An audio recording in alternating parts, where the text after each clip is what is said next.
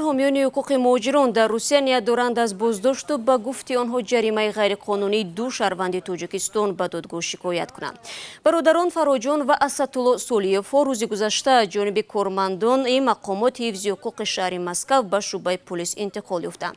ماجرا بین آنها زمانی به وقوع آمد که ماشین برادران را هنگام حرکت در شهرهای حلقوی اطراف مسکو دو کارمند میلیسا منع کردند. اسدالله سولیف همزمان شهروندی روسیه را نیز دارد و هنگام گفتگو با میلیساها به آن اشاره کرد که مهلت شهادتنامه یکی از آنها سال 2016 تمام شده است. А у вас же просрочен до 16 года. До 16 года у вас. До 16 года у вас просрочены. У вас просрочены, я вам еще раз говорю. Документы у меня все в порядке. У вас просрочены. با همین برادران به قول در بلا موندند.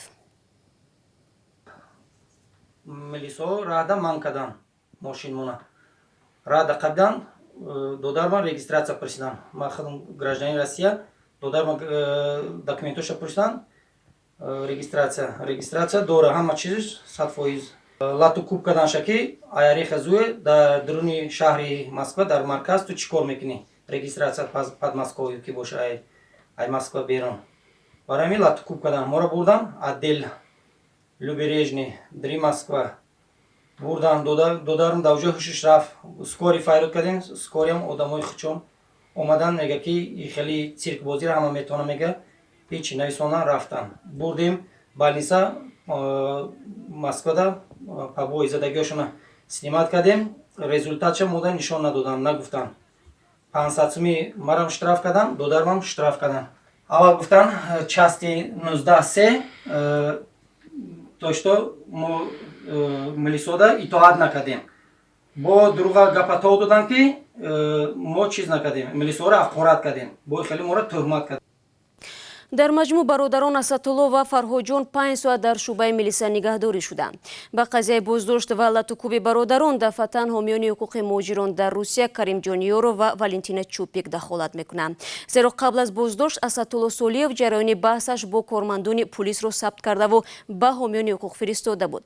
در پی میلیساها برادران را به دادن دشنام عیبدار نموده جریمه بستند. مهاجران تاجیک به عیبنامه رضایت داده 500 روبل سپردند و رها شدند. طوری بعداً معلوم گشت این مشورت را به آنها حامیان حقوق دادند. اکنون حامیان حقوق میخواهند این قضیه را تا به دادگاه برند. برای آنکه این پروتکل نوشته آنها را که ما راضی نیستیم با این ما در یگان جا دشنام نداده ایم این یک و دوم از روی کارمندان خود پلیس که به شهروند تاجیکستان زورآوری نمودن و او را زخمدار نمودن از روی آنها عریضه می نویسیم و با طریق دادگاه می خواهیم که آنها را به دادگاه کشیم و بگذار آنها برای این رفتارهای ناشایع خود در نزد قانون جواب دهند.